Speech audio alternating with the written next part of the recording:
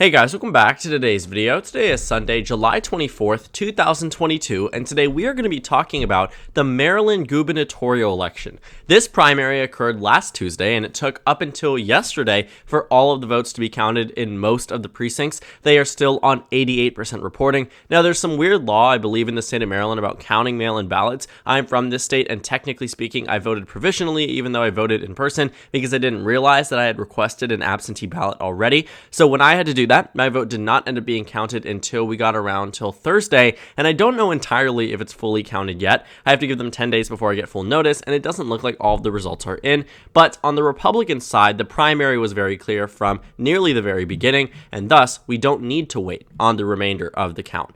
Looking at the Democratic primary very briefly, we'll talk about this one because it isn't really that consequential. Wes Moore is likely on track to become Maryland's first black governor, and it looks like he's going to win by somewhere around 5 points statewide. Some people expect it to narrow it down based off the outstanding vote, but no one expects it to flip in favor of Tom Perez or the third place candidate, Peter Franco. Now, looking at this on the Democratic side, whoever was winning this was automatically going to be the favorite to win the race, and the reason why that is because Maryland is a blue state. Joe Biden won the state of Maryland in 2020 by 33 points. It hasn't really been competitive on the presidential level for Republicans since the 90s, maybe even the 80s at that point. So looking at Maryland on the surface level sense, it is a Democratic state, but there is an incumbent Republican governor. And we'll talk more about that as we look at the Republican primary. So to give you the rundown quickly about what happened in Tuesday's primary on the GOP side and what has led me to this conclusion that the GOP has ultimately given up any chance, maybe not directly, but given up any chance at winning the governorship, is because they nominated Dan Coxs.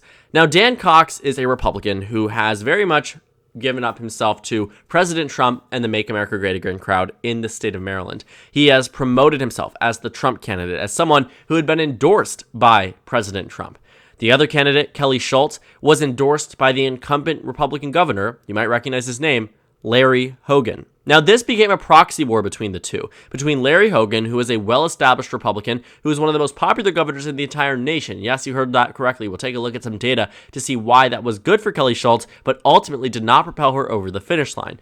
Dan Coxs, on the other hand, is backed by arguably the Republican Party's most notable name, even in the state of Maryland, as it seems to be true by the primary result.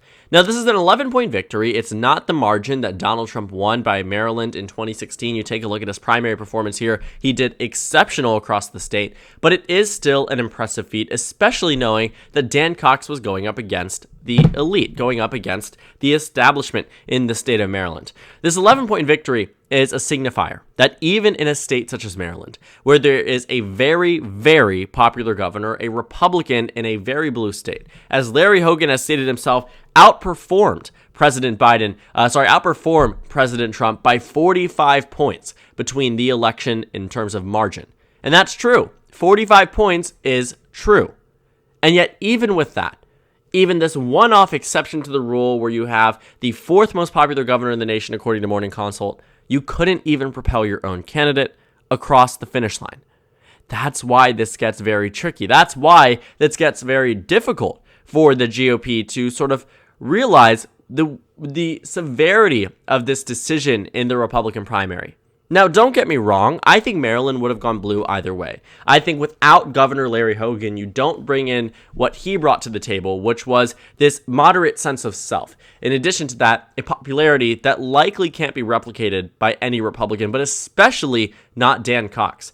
I think if Kelly Schultz was the nominee, with Wes Moore as the Democratic nominee, the race might have been able to narrow down. In a very similar fashion to what we saw between Anthony Brown, the former lieutenant governor at the time, now a congressman running for attorney general, and also Larry Hogan, the son of a former congressman from my congressional district. They faced off against each other. It was very seemingly going to be a very solid race for the Democratic Party. It wasn't going to be competitive, but Hogan ended up winning. But the only difference here is that Hogan was a moderate who could appeal to voters in Democratic areas, where Dan Coxs has already alienated them by receiving the endorsement from Trump, by being a huge proponent of Trump's election lies, rhetoric on COVID-19, things that simply aren't popular in a Democratic state, that Kelly Schultz and Larry Hogan have taken the right choice on. Now, I brought up the approval rating because it is very important when you recognize and understand Larry Hogan's influence in the state of Maryland. Hogan has a 70% approval rating. Yes, as a Republican from a safe blue state. This 70% approval is enough to rank him amongst the top 5 in the entire nation. At different points, depending on who you ask, Hogan has the highest approval rating sometimes in the entire country. For all of 2018 and 2019, the top 2 were Charlie Baker, Larry Hogan, and sometimes Phil Scott, the governor from Vermont, was able to jump up there. But the most fascinating part of it all is that the approval rating for Larry Hogan is largely prompted by Democratic voters. When you look at Wyoming with Mark Gordon, you look at West Virginia for Jim Justice, those are Republicans propping up the approval rating. And those who disapprove, many of them, are Democrats. But when you look at Larry Hogan's approval rating on a breakdown by party, you'd be interested to see that it's a similar amount of both Democrats and Republicans that approve of Larry Hogan, except Democrats are really the only ones who have any reason to dislike him, because Republicans chose him twice, they elected him, and so did many, many Democrats. Now, going back in electoral history, again, you know that Biden won the state by 33 points. Larry Hogan, though, won by 12 points across the state. He was first elected back in 2014 in what was a very big shock, I would say, to the entire country. It was a referendum on President Obama in these midterms. Republicans picked up 9 seats in the U.S. Senate. Can't even fathom either party gaining 9 seats in any one election, much less a midterm election, but they did. Republicans were able to pick up 9 seats from the Democratic Party, and in the governorship, picked up many, many more.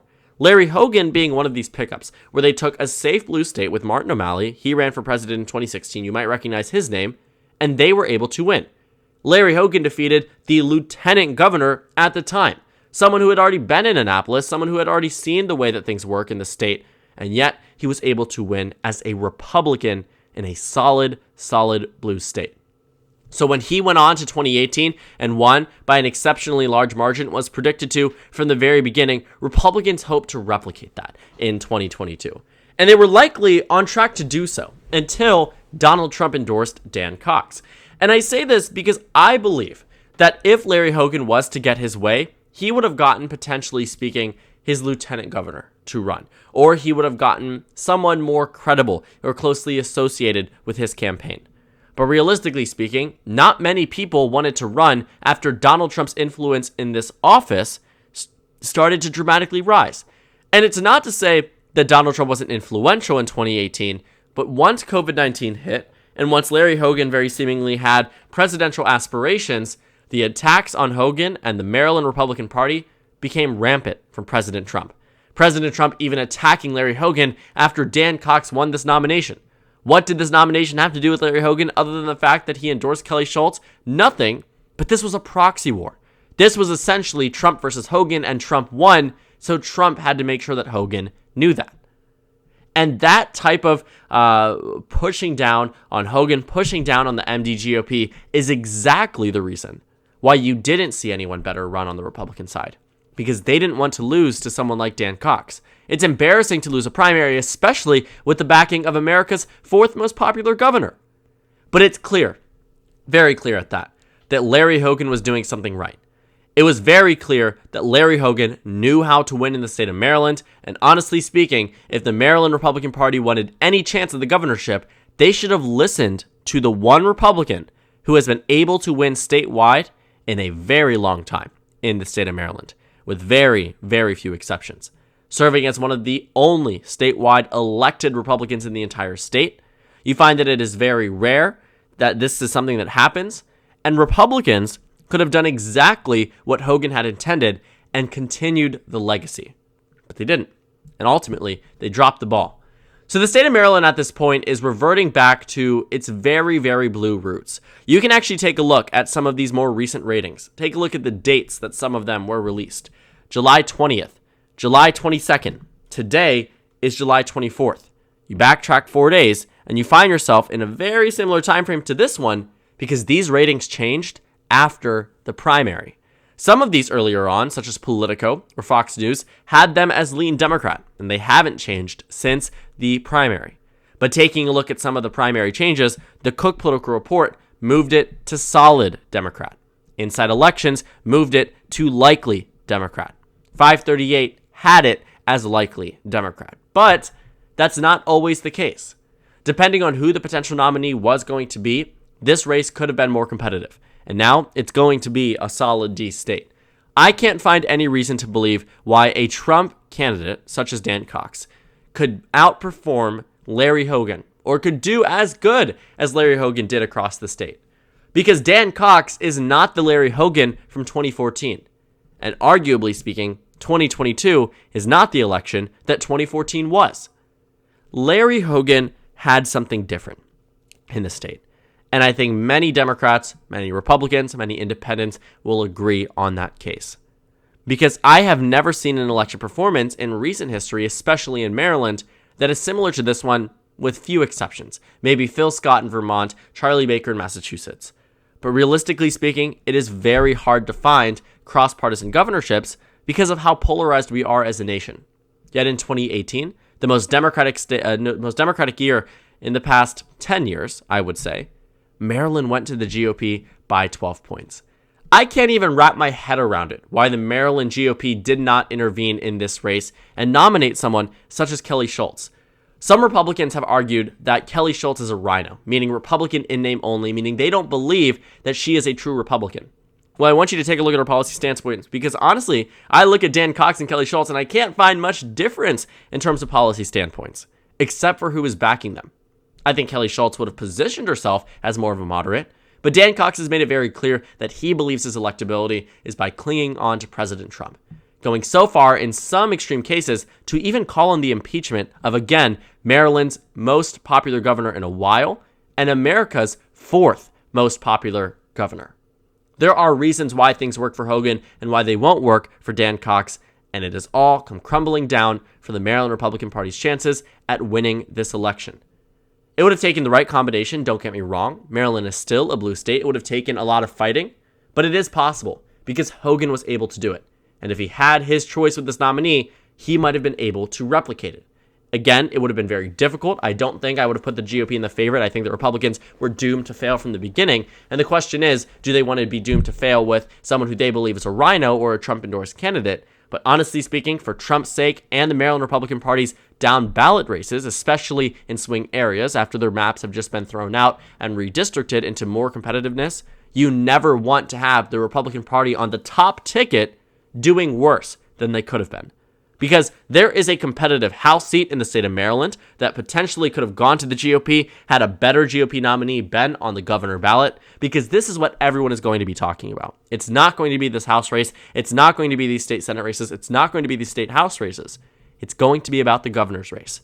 And when Moore ends up winning this November by 20, 25 points, that's when it gets difficult to see why, or very clear to see, why Dan Cox was the wrong GOP nominee. Because had it been Kelly Schultz, again, I don't think she would have won, but narrowing it down to 10, 12 points is exactly what is necessary in order to win in some of these more competitive races that don't exactly headline when it comes down to when people vote this November. But there's also that chance that Schultz was able to win. It would have taken a mess up on behalf of Moore. It would have taken a change in political demographic for the midterms, but we've already seen it happen. Not just once, but twice. So seeing it come to fruition in 2014 and 2018, I'm reminded that some of these states, as much as we may believe and know how they're going to go, can completely surprise us. Now, I had Maryland as a safe red state in 2018, as did practically everyone. But I will say 2014 probably shocked a lot more people than it actually needed to. On top of that, you take a look at the polls in this race, guess what? Not a single one showed Larry Hogan ahead. Not a singular poll. So sometimes the polls aren't accurate. We don't have any data for 2022, and I obviously could have told you the polls weren't accurate from the very beginning, but we don't have any data for this 2022 race.